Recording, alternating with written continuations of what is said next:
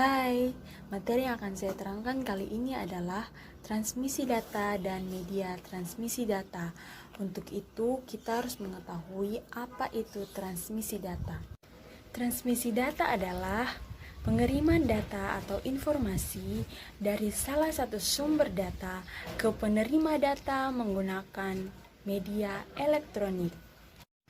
Sebelum menggunakan transmisi data, salah satu faktor penting untuk diperhatikan ialah konfigurasi jalur transmisi data.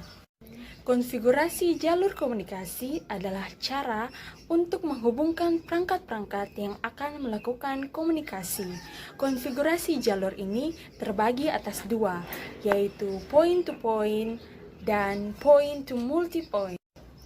Konfigurasi point-to-point menghubungkan secara khusus dua piranti yang hendak berkomunikasi. Contoh dari konfigurasi ini banyak sekali ditemukan pada transmisi paralel. Misalnya, komunikasi antar dua komputer secara paralel untuk melakukan penyalinan data.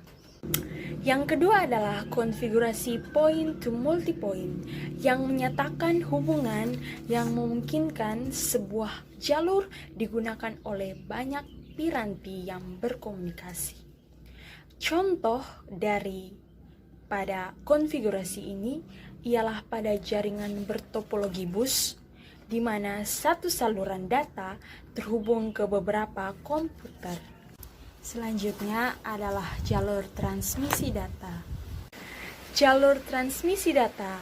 Jalur transmisi data adalah bagaimana suatu alat dapat mengirimkan informasi dengan peralatan lainnya. Jalur transmisi data ini terbagi atas tiga. Yang pertama, unicast, yang kedua multicast, dan yang ketiga broadcast. Yang pertama ialah unicast. Unicast adalah kontak informasi yang terjadi antara suatu alat dengan satu alat lainnya. Contoh nyata dalam kehidupan kita sehari-hari adalah pada penggunaan telepon. Saat satu telepon menghubungi telepon lainnya, maka yang dapat berkomunikasi adalah dua telepon tersebut. Yang kedua adalah multicast. Multicast adalah proses komunikasi yang terjadi antar suatu alat dengan suatu alat lainnya, di mana masing-masing alat yang terhubung dapat berkomunikasi dengan alat yang menghubunginya. Contohnya adalah server yang ada pada internet. Yang ketiga adalah broadcast. Broadcast adalah proses komunikasi dari satu alat ke alat-alat lainnya. Alat yang menerima informasi tidak dapat atau tidak perlu memberi respon balik terhadap sang pengirim tentang informasi yang diterimanya. Contoh dari broadcast ini adalah stasiun pemancar televisi atau pengiriman email melalui mailing list. Ada dua jenis sinyal dalam dunia teknologi, yaitu sinyal analog dan sinyal digital. Yang pertama adalah sinyal analog. Sinyal analog adalah sinyal yang bersifat seperti gelombang, selalu sambung menyambung dan tidak ada perubahan yang tiba-tiba di antara sinyal tersebut. Sinyal ini merupakan gelombang elektromagnetik yang berubah-ubah secara kontinus yang menjalar melalui suatu media dan tergantung pada spektrumnya. Yang kedua, sinyal digital. Sinyal digital adalah sinyal yang sifatnya pulsa, terputus-putus dan terjadi perubahan tiba-tiba di antara bagian-bagiannya. Sinyal ini merupakan serangkaian pulsa tegangan yang ditransmisikan melalui suatu media kawat. Yang berikutnya adalah media transmisi. Media transmisi adalah media yang menghubungkan antara pengirim dan penerima informasi dikarenakan jarak yang jauh, maka data terlebih dahulu diubah menjadi kode atau isyarat. Dan isyarat inilah yang akan dimanipulasi dengan berbagai macam cara untuk diubah kembali menjadi data. Kegunaan dari media transmisi ini digunakan pada beberapa peralatan elektronik untuk menghubungkan antara pengirim dan penerima supaya dapat melakukan pertukaran data. Beberapa alat elektronik seperti telepon, komputer, televisi, dan radio membutuhkan media transmisi untuk dapat menerima data.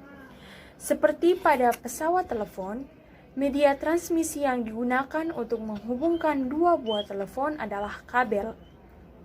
Setiap peralatan elektronik memiliki media transmisi yang berbeda-beda dalam pengiriman datanya.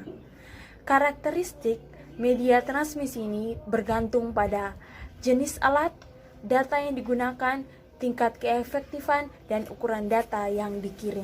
Selanjutnya, jenis media transmisi. Jenis media transmisi terbagi atas dua. Yang pertama, Guided Transmission Media atau media transmisi terpadu, dan yang kedua adalah media transmisi tidak terpadu. Media transmisi terpadu terbagi atas tiga. Yang pertama, kabel pasang berpilin, yang kedua kabel koaksial, dan yang ketiga serat optik.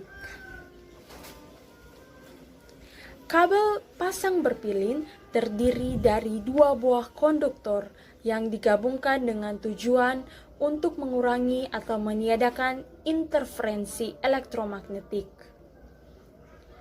Ada dua macam kabel pasangan berpilin. Yang pertama adalah kabel STP atau Silent Twisted Pair, yang merupakan salah satu jenis kabel yang digunakan dalam jaringan komputer.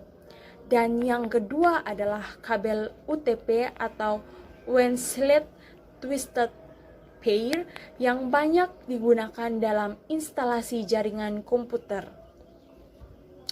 Kabel koaksial adalah salah satu jenis kabel yang menggunakan dua buah konduktor. Kabel ini banyak digunakan untuk mentransmisikan sinyal frekuensi tinggi.